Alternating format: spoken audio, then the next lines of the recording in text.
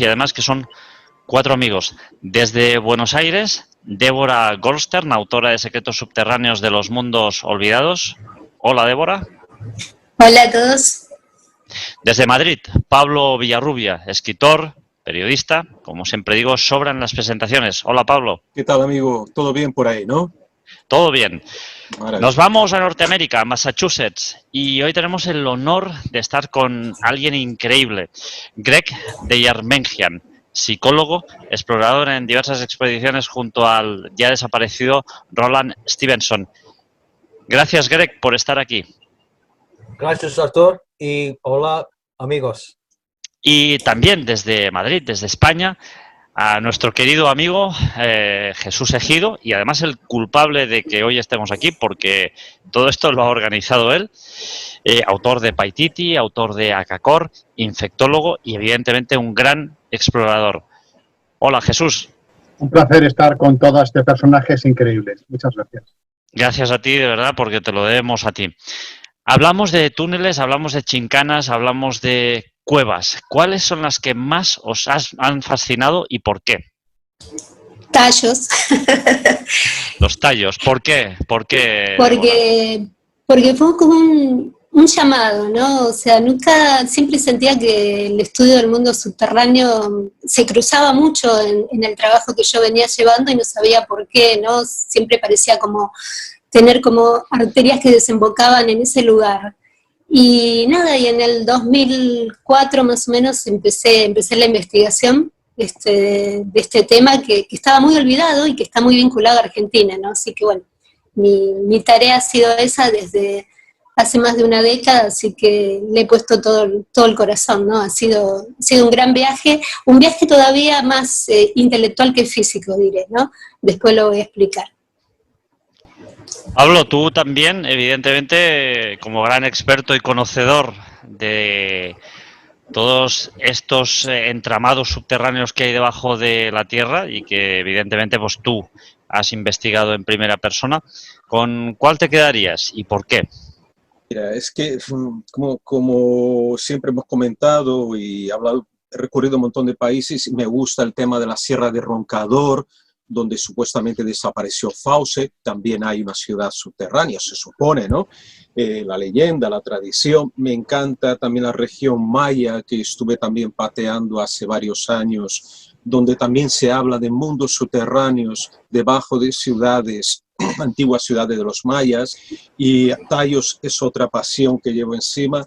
No sé, vamos a ver, si hay que elegir alguna, digo una, pero es que sería injusto decir, porque de pronto estoy con un tema, después me paso a otro. Ahora mismo, bueno, podría ser el tema de Roncador en Mato Grosso, pero te digo, mañana estoy con otra historia, estoy investigando alguna historia. Por ejemplo, también la Asia Central, donde estuve con nuestro querido amigo Juan Antonio Sanz, investigando el tema del Yet del Almas, de aquella región, antiguas civilizaciones, y que nos hablaron también de mundos subterráneos de Shambhala, que estuvimos muy cerca de una, posiblemente, ¿no?, de una entrada a Shambhala, ese reino fantástico de Asia Central. Entonces son varios, pero bueno, si aquí hablamos de América, hablaremos de estos mundos subterráneos, de estos túneles del magnífico, el grandioso continente americano. Jesús, ¿las chincanas qué son? Bueno, pues buena pregunta. Hay una leyenda en Cuzco. En Cuzco, cuando subes a Sacsayhuamán, yo creo que Greg ha tenido también la misma experiencia. Tú ves la ruina de Sacsayhuamán, los grandes bloques, y allí el guía local te cuenta de que hay una entrada de túneles allí en Sacsayhuamán que pueden conectar con otros centros diferentes. A esos túneles se llaman chincanas. Hay una chincana grande y una chincana pequeña. Y uno puede ir enfrente de Sacsayhuamán y meterse por un túnel muy, muy curioso. Y para que lo veáis, no sé si os puedo compartir aquí esta imagen. Y es un túnel y es muy divertido. Tú entras allí, lo ves, recorres unos cuantos metros en esa chincana y sales por otro sitio y la gente se divierte. Pero tiene una historia. Allí las chincanas dicen que son túneles que conectan con el inframundo inca. y que en su momento se tuvieron que tapiar porque ahí la gente se perdía y nunca salía. Esa es la historia de Chincana.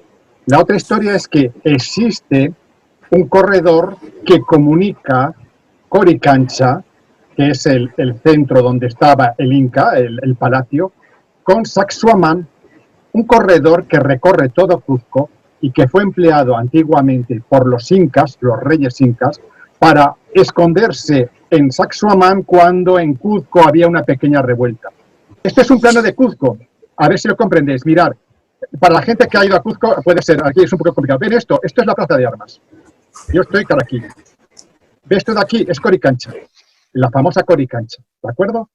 ¿Ven esta línea de color amarillo? Esta es la posible ubicación de Coricancha que va hasta aquí arriba, que es Sacsayhuamán.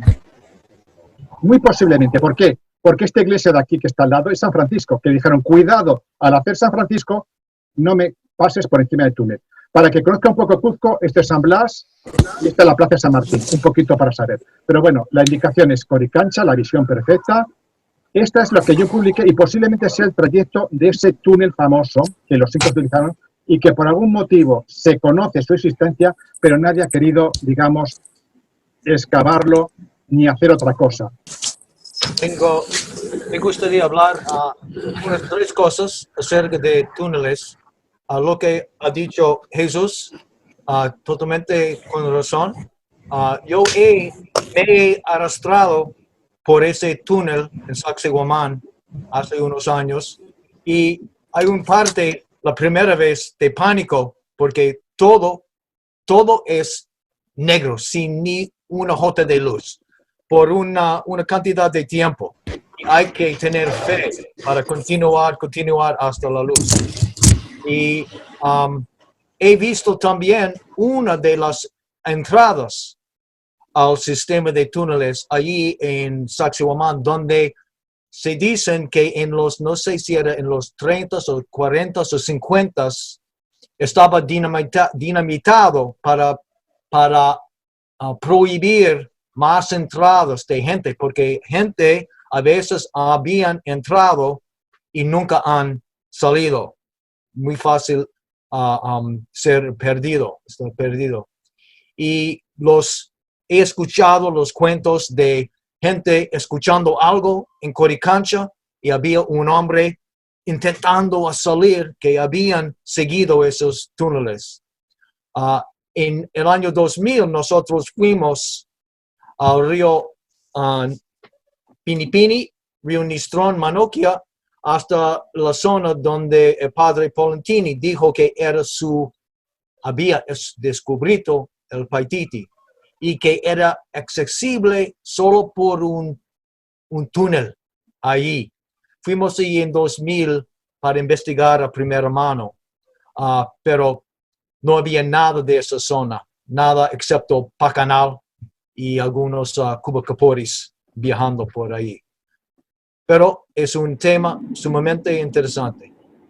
Sobre los túneles de Chincana que ha hablado Gregory, es verdad, hay un túnel que está tapiado, los túneles de Chincana Mayor, está tapiado y es unas entradas, porque dicen de que si usted entraba ahí se perdía la gente. De hecho, lo mandó tapiar un general. La única historia que verdaderamente existe y es real es lo que he comentado, es lo que llaman Chincana, que es el túnel que comunica Coricancha, la iglesia de Santo Domingo, con Sacsayhuamán. Ese túnel fue empleado y fue en la leyenda o real, fue donde se guardaron una serie de tesoros antes de que entrase Pizarro a Cuzco. Pizarro llega a Cajamarca, vence, mata a Atahualpa, se va con el sucesor Manco Cápac II, que es el próximo Inca, y llega a Cuzco.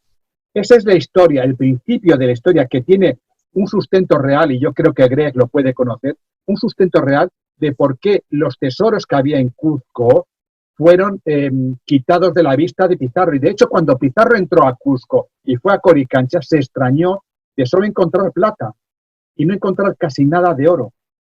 Dijo, ¿qué pasa aquí? ¿Qué sucede?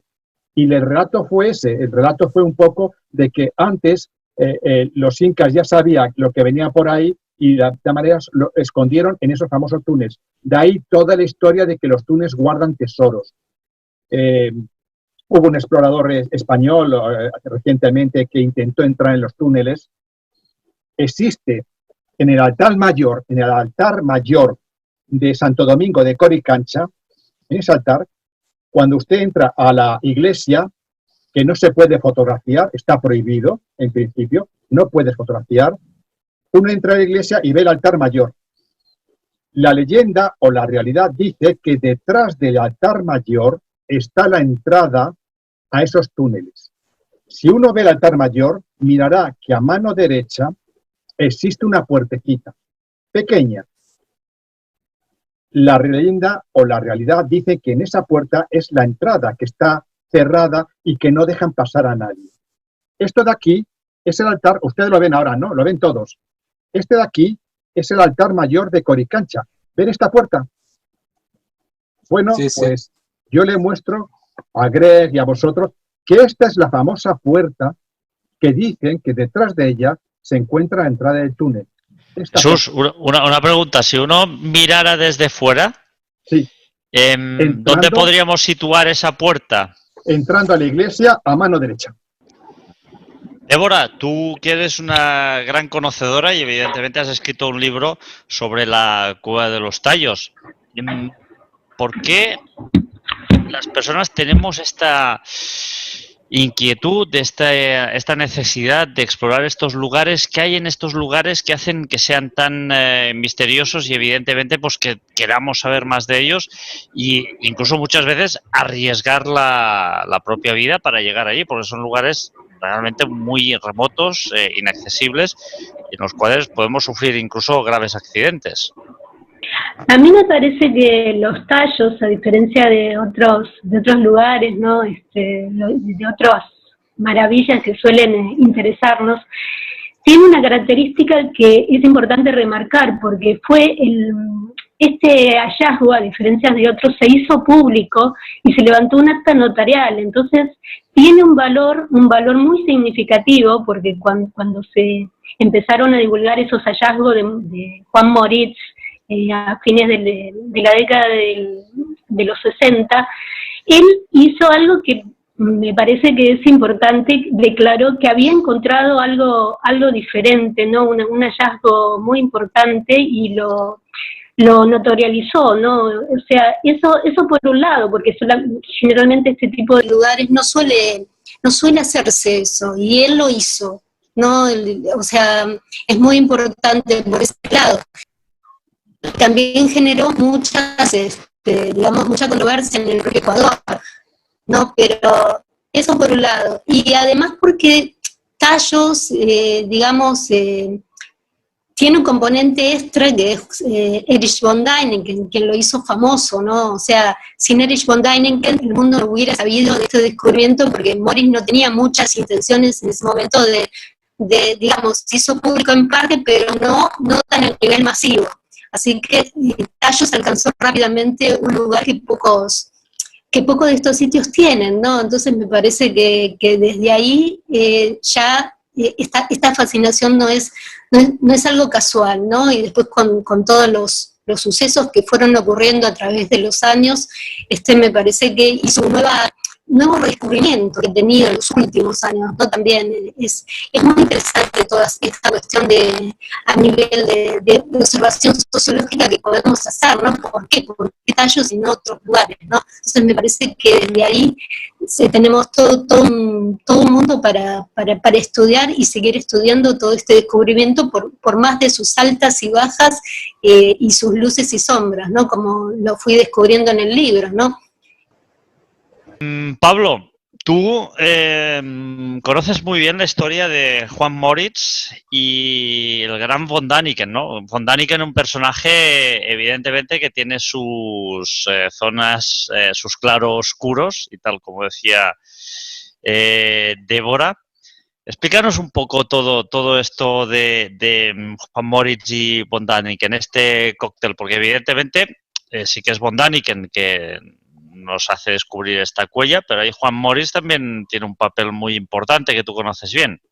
Este personaje, Janusz Moritz, o Juan Moritz, su forma castellanizada, su nombre, era un húngaro, un ciudadano húngaro, que llegó en su juventud a la Argentina y más tarde se traslada a Ecuador buscando tesoros, buscando oro, diamantes y un montón de riquezas, y se topa con una historia, con unas cuevas que los indios shuaras llaman algunos, o jíbaros. Para el público en general, los jíbaros son los famosos cortadores de cabezas, reductores de cabezas que vivían y viven en la región de la Amazonía ecuatoriana. Este Juan Morix, entonces, en 69, yo creo que un mes antes o un poco antes de la llegada del hombre a la luna, curiosamente ahora vamos a conectar esa llegada del hombre a la luna con la Cueva de los Tallos 6-7 años después, resulta que Morix dice que hay un conjunto de cuevas, un conjunto de túneles labrados por algún tipo de inteligencia, o sea, no, túneles artificiales, cavidades inmensas bajo el suelo, bajo tierra, en aquella región selvática, y que albergan una cantidad inmensa, o por lo menos una cantidad significativa de tesoros para él culturales, y principalmente una serie de láminas de oro que contendrían la información de la humanidad primigenia, una información desconocida de los primordios de las civilizaciones que dieron origen a la humanidad de una forma general. Y ese punto, esa información estaba contenida en una cámara subterránea en la Cueva de los Tallos, región de Ecuador, de Morón a Santiago, y que él tenía el conocimiento de esa zona, pero él no iba a revelar el escondrijo de esas misteriosas placas de oro. Pablo, unas placas de oro que ¿tú crees que realmente llegaron a existir o fueron una invención? Porque ha habido mucha controversia y la verdad es que polémica no ha faltado. Mira, amigo Artur, yo me puse en serio con este asunto, a investigar a partir del año 1999, que me documento de una forma más intensiva y extensiva, y en el año 2000 llego a Ecuador para realizar la investigación sobre terreno. Ya sabes que a mí me gusta, yo creo, investigar y hablar con las personas, los protagonistas de la historia. Desgraciadamente, Janusz Morix ya no estaba vivo en aquel momento, ya había muerto. Y Gabriel D'Annunzio Baraldi conoció a Morix y me dijo que era un personaje tremendo, un personaje que posiblemente mezclaba la ficción con elementos reales, ¿verdad? Una persona muy decidida, muy testarudo también, una persona con firmes convicciones, y cuando quería algo iba hasta el final. Y entonces Morix era el que registra, denuncia o da parte de esa información a una notaría allí de Guayaquil, junto con un amigo, el abogado Mateus Peña, o Peña Mateus, Gerardo Peña Mateus, y entonces en 69. Y claro, la historia llega a oídos de Erich von Däniken, allí en Suiza, y Erich von Däniken se apresura a acudir a Ecuador para hablar con Janusz Morix y conectar también con otro personaje, ¿no? El padre Carlos Crespi, un salesiano que vivía en aquel momento, bueno, vivía en Cuenca, una magnífica ciudad de Ecuador que tuve la oportunidad de ir y además estuve delante de la tumba del padre Crespi, que ya había fallecido. Padre Crespi, hay una controversia brutal, tremenda esa controversia, que es lo siguiente, que el padre Crespi también tenía unas placas de oro. Y para unos, esas placas de oro procedían también de la Cueva de los Tallos. Sin embargo, Janusz Morix decía que no, que aquellas placas que tenía el padre Crespi no eran de los Tallos. Había una controversia. Entonces, hablando con mi querido amigo Gabriel D'Annunzio Baraldi, D'Annunzio me cuenta algo estremecedor que Débora lo debe saber porque ha leído el artículo. Gabriel me cuenta, Pablo, en realidad Janusz Morix no es el descubridor de la Cueva de los Tallos. Bueno, a excepción, lógicamente, de los jíbaros o shuares, que ya conocían, que estaban toda la vida allí, llevaban miles de años allí y ya conocían la Cueva de los Tallos. Pero digamos, un occidental, un blanco, entre comillas, ¿no? El primero no fue Morix, me dijo Gabriel D'Annunzio Baraldi. El primero fue él mismo, padre Crespi, que llega allí ya en los años 20, y entra en contacto con los shuares. Parece que era un hombre con muchos dones de personalidad, de contactar con la gente, de amistad, era una persona muy afable y hizo muchas cosas posiblemente por los shuares. De hecho, fue la primera persona, creo que no era antropólogo, pero fue la primera persona que hace una película con aquellas cámaras a manivela, una película de ojíbaros ya en 1926 y otra en otra expedición del 27. Esas imágenes las he encontrado hace poco en la Cinemateca de Quito, de Ecuador. Son realmente extraordinarias. Vemos los jíbaros en su estado primigenio, primitivo, ¿no? En medio de la selva. Y estas imágenes muestran realmente que el padre Crespi estuvo bien antes que Morix allí. Entonces me dice, porque Baraldi conoció al padre Crespi, el padre Crespi le dijo, mira, es que yo un día hablando con Morix, él insistió mucho y tal, y le conté que existían esas cuevas y existía posiblemente un tesoro ahí subterráneo, ¿no? Unas placas de oro. Y es cuando Morix entonces decide ya a partir de 65, ¿no? Organizar una expedición a ese mundo subterráneo.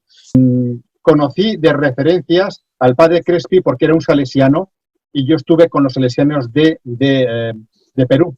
Y el prior, yo le pregunté por el padre Crespi y él me comentó, sí, lo conocemos, sabemos que él tenía un museo, sabemos que él tenía unas placas de oro, que lo guardó en un banco de Cuenca, las guardó ahí, o de alguna manera llegaron a ese banco de Cuenca. Desgraciadamente no pude visitar. Lo que sé es que este compañero, este médico de Cuenca, en el que estuve estudiando durante 6 meses en un curso, lo conocí en un curso en Amberes, en el Instituto de Medicina Tropical de Amberes, en Bélgica. Él me comentó de que él había conocido al padre Crespi, había conocido las cuevas de los Tallos y me dijo, mira bien, esas cuevas están bajo régimen militar. En principio están bajo régimen militar, porque os quiero decir que esa zona es una sierra donde hubo un enfrentamiento entre Perú y Ecuador por terrenos, por divisiones, un famoso enfrentamiento bélico. No tuve la posibilidad de entrar. Este médico era muy crítico en cuanto que se cree, él me decía que se ha creado una aureola de la Cueva de los Tallos, porque fue visitada por una persona, que los shuar no la consideraban como un sitio bueno para ir. Se llaman tallos por unos pajaritos que hay allí que son tallos, unos pájaros negros, son tallos. Y que de alguna manera él creía que se había mitificado algo que no es real, porque me dijo, mira, yo he visto lo que ellos llaman Cueva de los Tallos y hay cerca de 40 entradas para esas cuevas. Una zona donde hay un serie de conjunto de cuevas y hay 40 entradas.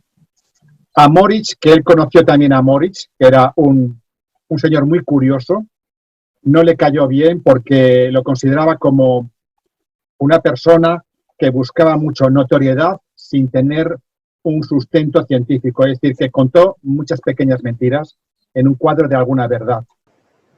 Yo en el libro presento, creo que es una de las pistas más reveladoras que de los últimos años en cuanto a tallos y que me la ofrece esta mujer, que es Bettina Allen, y que ella asegura haberse sido testigo de una expedición reservada junto a Morix. Creo que es un testimonio muy interesante.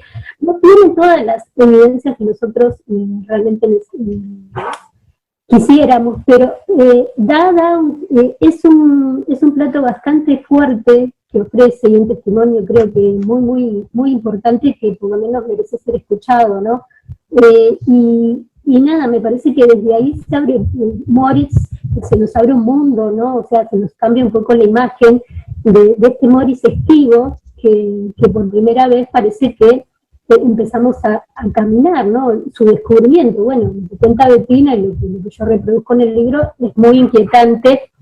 Quizás necesitaríamos, como digo, por ahí todas las evidencias que nos se pueden ofrecer, pero ella, ya te digo, me ha ofrecido no solo su testimonio, alguna parte documental de esa expedición reservada que realizó con Morris, que fue a mediados de los 80, una de las últimas que habría él hecho con alguno de sus círculos íntimos que llevaba. Estamos hablando de que Morris no fue al azar a la Cueva de los Tallos, eso es importante entenderlo, sino que vino con una iniciación que ya traía de su Hungría natal. Así que bueno, eso también es otro lado del Morris desconocido, porque hasta ahora tenemos al Morris un poco que nos dejaron las últimas crónicas, que son muy amables. Lo que está claro es que nadie ha visto las famosas placas, ¿no, Pablo? Sí, vamos a ver, hay gente, se supone que las placas que estaban en Ecuador, o sea, que tenía el padre Crespi, algunas de ellas de oro, supuestamente de oro, eran verdaderas. Yo llegué a ver varias de esas placas, pero no de oro, pero con extrañas inscripciones, porque hay que dejar claro también, que no lo hemos dicho, que esas placas contienen imágenes extraordinarias, algunas hasta surrealistas, de animales prehistóricos conviviendo con seres humanos, figuras como egipcias, pero claro, en América, sumerios, pero también en América, son todo con un compendio gigantesco de varias civilizaciones concentradas en esas placas grabadas en relieve, bajo relieve, y que se encontraban ahí supuestamente en la Cueva de los Tallos. Yo quería preguntarle a Gret, ¿qué piensa si piensa que desde la investigación del Paititi hay una parte espiritual, o solamente es todo físico? Right. En mi concepto, lo primero es en el mundo físico, que hay sitios arqueológicos todavía escondidos en la más allá del Perú, de Bolivia. Mi expertise es en el Perú, no Bolivia. De Bolivia, el Paititi de Bolivia es territorio de Vera Tiuleneva, es la experta del mundo acerca de eso.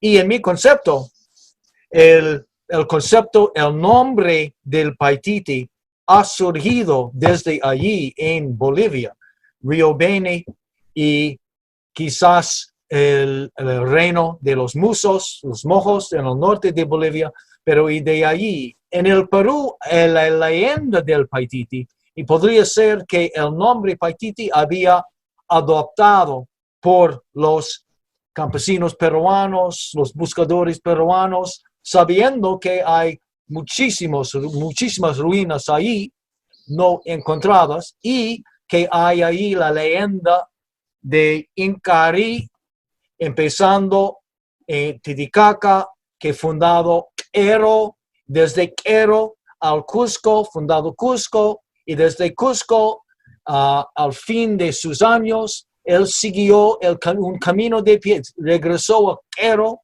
y siguió un camino de piedra al norte, noroeste, noreste, hasta vivir los últimos de sus días en su oasis del Paititi en Pantecoya. Aún en día, en Quero, aún ahora, la gente aún nunca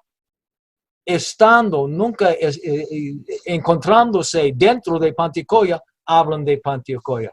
Así que a esa tradición, leyenda en el Perú, y al otro, en mi concepto, con P mayúscula en Bolivia. Así que después de hacer lo que se puede hacer en el mundo físico, para mí lo espiritual es más que si usted tiene mala intención, si tu interés es principalmente poder o principalmente encontrar el oro, encontrar el tesoro, no van a tener nada de éxito y van a ser muy desilusionados.